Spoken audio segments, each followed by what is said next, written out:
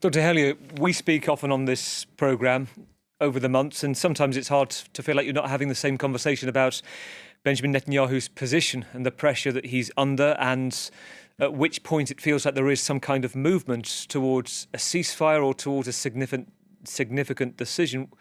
How do you see this playing out in the days ahead? Thank you very much for your invitation. Just a couple of points before I answer your question. First, your reporter talked about the protests in Israel. Let's be very clear for your viewers. The protests in Israel about getting the hostages back, they're not about anything to do with civilians in Gaza, despite the fact that there are tens of thousands of people who are dead at the hands of the Israeli forces. In terms of protests in Gaza and the West Bank, these territories are under a severe military occupation. I don't expect them to be doing anything except looking for food and trying to avoid bombs or extremist settler activities. So really the comparison is very peculiar to me to even hear.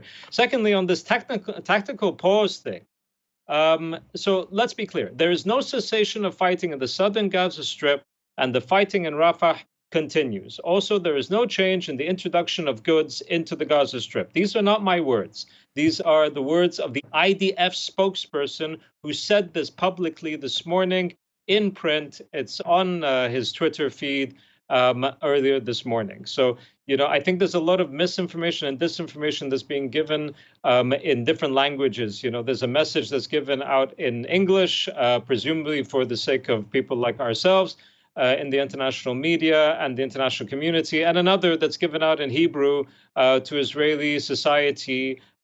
So I would rely on the latter more than the former, particularly because, and this comes to what you were asking about, the overwhelming effort by Benjamin Netanyahu to simply stay in power. I mean, this has been the case over the past 9 months, that we haven't seen strategies put forward that could really be achievable.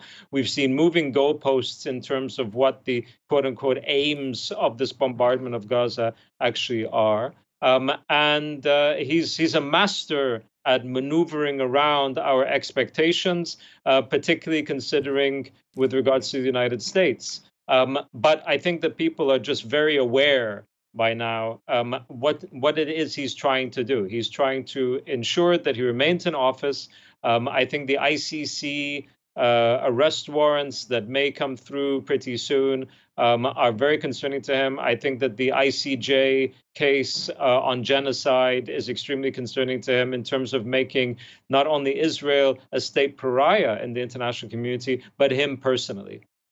Well, two thoughts there. First, I mean, the reporter, Iris, is not with us. I think the point she was making is you do see these obviously sizable protests. She's covered them in Tel Aviv specifically, as you talk about, for the hostages, also for the release of them immediately, and many calling for the fall of the Netanyahu government. The situation clearly, not just security, people trying to survive in Gaza, but also the difficulties they would face to try to do that, particularly in the West Bank from Israeli security forces. I think that's what she was trying to say. The second issue on this tactical pause, Dr. Hellyer, tell me about that. There's been I think you hit upon it there. There's been a message to, it seems, Israeli media. There's separate messages to us, to the BBC or to CNN. It appears that way. In sense, we've had a clarification to say some of the south, there would still be operations. What's your understanding of how this would work and potentially how successful this could be in getting more aid in?